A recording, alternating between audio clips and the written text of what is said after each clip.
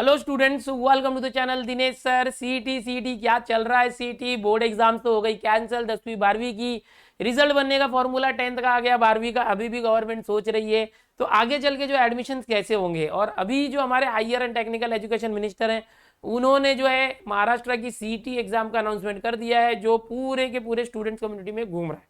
तो एक बहुत बड़ा कन्फ्यूजन क्रिएट हो गया कि ये सीटी कौन सी है, 11th की है या 12th के बाद वाली है, या बीकॉम बीएससी बीए सभी के लिए है, या क्या है। तो यहाँ पर बता दूं बच्चों, हमारी महाराष्ट्र गवर्नमेंट जो है 12वीं के बाद जो कुछ प्रोफेशनल कोर्सेज होते हैं, व्यावसायिक अभ्यासक्रम, उसके लिए हर साल सीईटी एग्जाम लेती है। अब कौन कौन से ऐसे कोर्सेज हैं? वो है इंजीनियरिंग, फार्मेसी, एग्रीकल्चर, साथ ही law CET, BEd CET, MBA CET, ये सभी के लिए सीईटी होती रहती है। आर्किटेक्चर के लिए सीईटी, होटल मैनेजमेंट के लिए सीईटी, ये सारे प्रोफेशनल कोर्सेज में आते हैं बच्चों, ठीक है। तो वो उनके लिए हर साल सीईटी होती है। लेकिन एक बड़ा मुद्दा था कि जो बच्चे प्रोफेशनल कोर्सेज में नहीं जाते, यानी बीए में जा रहे हैं, बीकॉम में जा रहे हैं, प्लेन बीएससी में जा रहे हैं, या कुछ ऐसे कोर्सेज में जा रहे हैं जहां पर सीईटी नहीं होती थी, उनका क्या? तो 2-3 दिन पहले जो मिनिस्टर है उन्होंने कहा था कि अगर इन बच्चों की सीईटी हुई तो हम उनकी फीस नहीं लेंगे। तो एक बहुत बड़ा कन्फ्यूजन इसका भी है। तो अभी कल इन्होंने अपने लेटेस्ट इंटरव्यू में बोला है कि जो higher and technical education minister Uday Samant ji है कि जो बच्चे प्रोफेशनल कोर्सेज में जाएंगे उनकी जो सीईटी होती थी वही होने वाली है। जो नॉन प्रोफेशनल कोर्सेज है, जैसे कि प्लेन बीकॉम बीएससी बीए जैसे कोर्सेज है, बहुत सारी डिग्रीज 12वीं के बाद होती है, उनके लिए सीईटी अगर पिछले साल तक नहीं होती थी तो अभी भी नहीं होगी, और वो अभी भी विचाराधीन है, उसके लिए कोई डिसीजन उन्होंने लिया नहीं है। दूसरा पॉइंट है क्या सीईटी की फीस ली जाएगी या नहीं, इन्होंने अपने इंटरव्यू में बोला था। तो बच्चों ये जो सीईटी सेल की तरफ से प्रोफेशनल कोर्सेज के लिए ली जाती है सीईटी, जैसे इंजीनियरिंग के लिए तो ये 800 रुपीज फीस होता है पीसीएम के लिए, और पीसीबी के लिए 800। तो यहाँ पर ये लोग अपनी फीस चार्ज करने वाले हैं, उसके बिना प्रोसेस पूरा नहीं होगा, याद रखो, ठीक है। तो वो जो उनका था कि अगर जिसके लिए सीईटी नहीं होती उनके लिए उन्होंने बोला था। यहाँ पर जो मिनिस्टर्स की बात करूंगा, उदय सामंत जी है, वो हर बार जब भी प्रेस कॉन्फ्रेंस में आते हैं तो एक ही बात को रोज बोलते हैं और मीडिया उनको रोज कवर करता है। तो आपको वो बातों को पैनिक नहीं लेना है जब तक कि यहाँ पर ऑफिशियल कुछ नोटिफिकेशन ना आ जाए। तो यहाँ पर एक वो बच्चे मुझे देख रहे हैं जो 10वीं के बाद 11वीं के लिए सीईटी होगा या नहीं, उसका अभी तक कोई डिसीजन नहीं आया कि उसका कोई सिलेबस क्या होगा और उसकी एग्जाम कब होगी। तो वैसे बच्चों को मेरा सजेशन है कि आप लोग 11th की पढ़ाई जारी कर दो। 11th पढ़ते रहोगे तो आपको बाद में जब भी सीईटी का डिक्लेरेशन आएगा तो आपको खुद समझ में आएगा कि काफी आसान लगेगा। 11th पढ़ोगे तो आपको खुद पता चलेगा 10वीं इतना आसान था। ओके, समझ में आ रहा है? तो उन बच्चों का मैटर सॉल्व हो गया।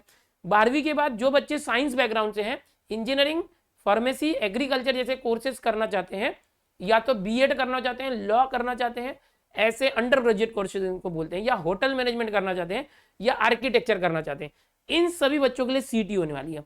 उन सभी के लिए भी मैं बता दूं, देखो ये कॉमन एक वेबसाइट है, महाराष्ट्र शासन आपको दिख रहा है ये, तो ये कॉमन वेबसाइट है इनका, गवर्नमेंट का सीईटी सेल कहा जाता है, cetcell.mahacet.org। सिर्फ mahacet.org डालोगे तो ये आ जाएगा। ये जो वेबसाइट है इसी के जरिए सभी के एडमिशन होते हैं।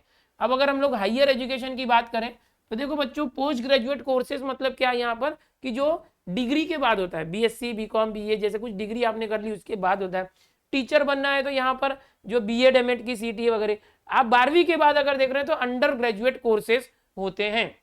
अभी अंडर ग्रेजुएट कोर्सेज मतलब क्या है कि 12वीं के बाद कुछ जो ऐसे प्रोफेशनल कोर्स है, जैसे कि हम बोलेंगे बीएड 2 साल का होता है, बट ग्रेजुएशन के बाद 12वीं के बाद 3 साल आप ग्रेजुएशन करोगे, बीकॉम बीएससी बीए, उसके बाद और 2 साल का बीएड, तो 5 साल होता है। तो उन 5 साल को मिला के एक इंटीग्रेटेड कोर्स लॉन्च किया गया है, 4 इयर्स इंटीग्रेटेड कोर्स, यानी कि सिर्फ 12वीं के बाद आप 4 साल में कर लोगे। इसका एक सीईटी है, ये अभी लॉन्च नहीं, इसका डेट नहीं आया है।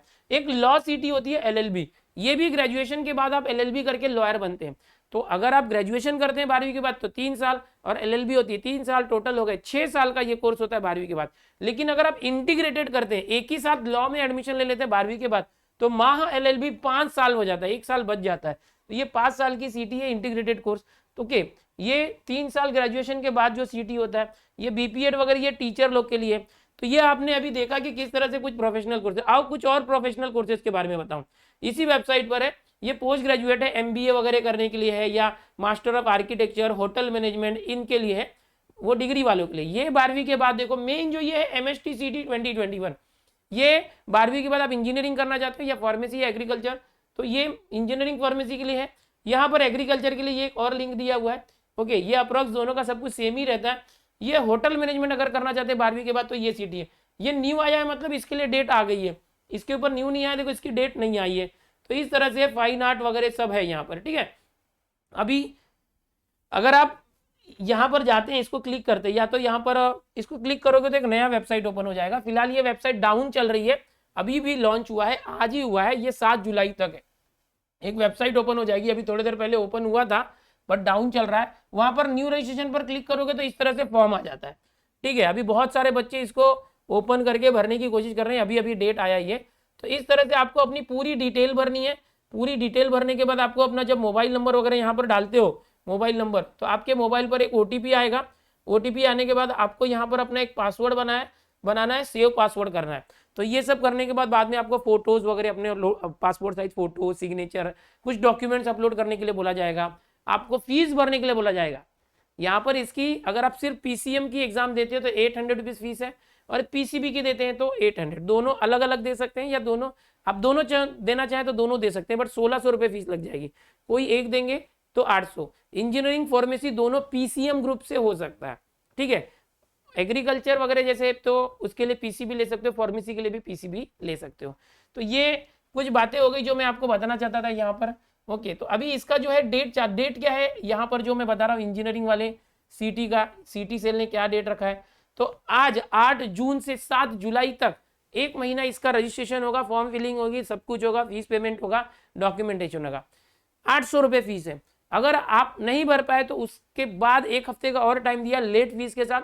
15 जुलाई तक जो है आप 500 रुपया लेट फीस भर के, यानी 1300 रुपये फीस भर के अप्लाई कर सकते हैं।